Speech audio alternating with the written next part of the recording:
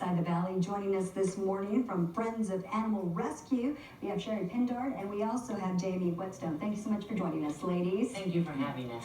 First of all, tell us about your shelter, Friends of Animal Rescue. Friends of Animal Rescue, we started in 2010 and we were assisting the city of Port Isabel.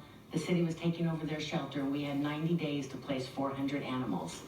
So after we went ahead and placed those, we went ahead and opened up Friends of Animal Rescue and Recovery Center on South Padre Island, and now focusing on the island's homeless animals. All right, so your shelter is pretty unique in the Valley. It is a no-kill shelter. Correct. So that's really important because I know a lot of people like the fact that there is a shelter like that here in the Valley. We believe every homeless animal, there's a home out there for everybody. We do not euthanize for space or for overcrowding. And so how many animals do you have? Is this open to all animals or just your more traditional animals? Well, we actually take care of wildlife as well. The birds, the raccoons, the ducks, they come in, and we work with Sea Life Center and Sea Turtle and go ahead and put those out to go ahead and save those as well. And surrendered animals, you need to be island residents to surrender those to the shelter. But there's lost ones that are lost all the time and they're brought into us. And those are mainly cats and dogs. Cats and dogs. And you have a very special dog with you today, Jamie. You have Hope. Tell everybody about Hope's story. Hope was brought into us a few weeks ago. She was hit by a car and a concerned citizen saw this happen. It was a hit and run. They got Hope into their car. They called the local authorities and the local shelter and couldn't get a response. She's sweet, as you can see. Yes, she is. And they ended up bringing her to us. We rushed her to the vet for emergency surgery. She had to get. She just wants some loving. Chapstick on. She had to get one leg amputated. You can't see it. She's pressed up against me, but then a back leg was broken, and so that's healed up pretty nicely. And her wound from the amputation is healing nicely, but she's undergone some pretty intensive surgery, and she had to be quarantined for a while so that there's no infection, and it's been kind of a tough road for her. But she's going to be okay. She's going to be great, yeah. And so now you're looking for a home for her. Yeah, we will be in probably, 3 or 4 weeks? About 3 or 4 weeks of rehabilitation for her.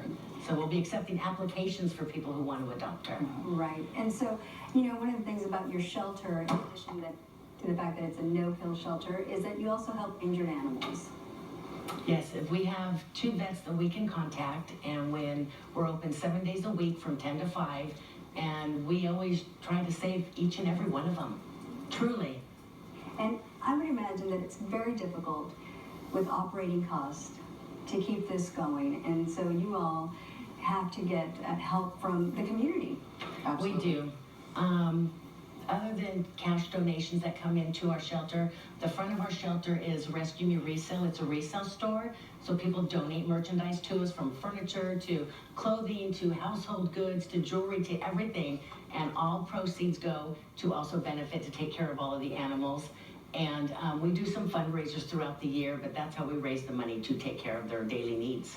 All right, so anybody can donate, whether they have some furniture that they want to just get rid of, and then that way you can sell it to everyone or someone else who may need that piece of furniture or jewelry or whatever. That's right. And stuff that's donated to us, if we cannot sell it, we redonate it out to Children's Medina Home, and we also redonate it to the Abused Women's Shelter in Brownsville. So the stuff does not get thrown away. It does get filtered out. And depending on your area, we will also offer to come pick up your merchandise if you're not able to bring it to our shelter. All right, that's wonderful. All the work that you're doing, and there's so many animals out there who need so much help. And through the years, how many animals would you say you've been able to help out?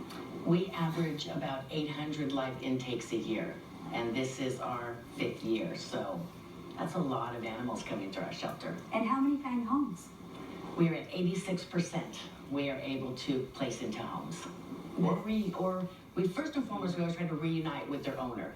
So we will go through that process, and if we cannot find an owner, they're unclaimed, then we go ahead and we spay, neuter, vaccinate, microchip, heartworm test, and do a treatment if they're positive, and then put them up for adoption.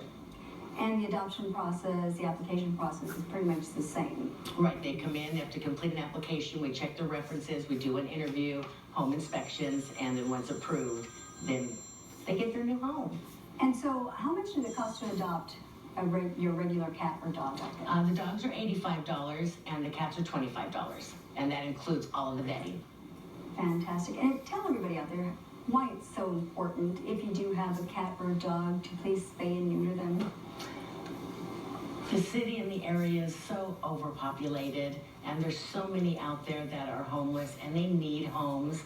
And if we could do the spaying and the neutering, we would lower those numbers. And also, according to our vet, spaying and neutering will also help them, like females, if they don't get spayed, they're prone of getting cervical cancer.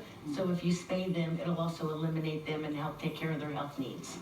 So it's just very, very important that we all need to do our part to help this. Everybody, we all need to spay and neuter your animals, yes. And I see we've had some graphics. I'm looking at some of the cats there. There's a 7-month-old Roy right there.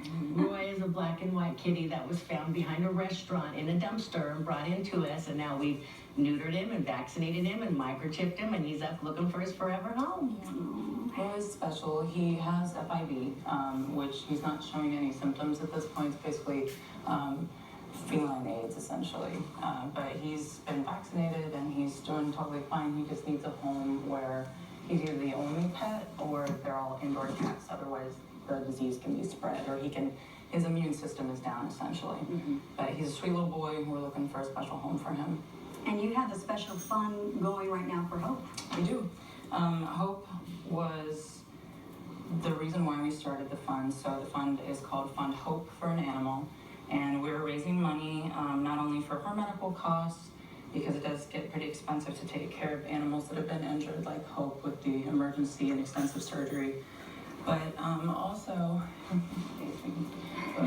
for other animals that come in that are sick and injured, because we have several that are emaciated when they come in. We have several that are in the midst of accidents when they come in, and so that fund goes to help them. And so you can help folks by donating to the Hope Fund, but there's many ways. You can go shop there at the store there where people are donating their items. And I noticed you also had something going on with Amazon as well. Yeah, we're part of Amazon Smile, which if you're a 501c3 nonprofit, which we are, you're able to be a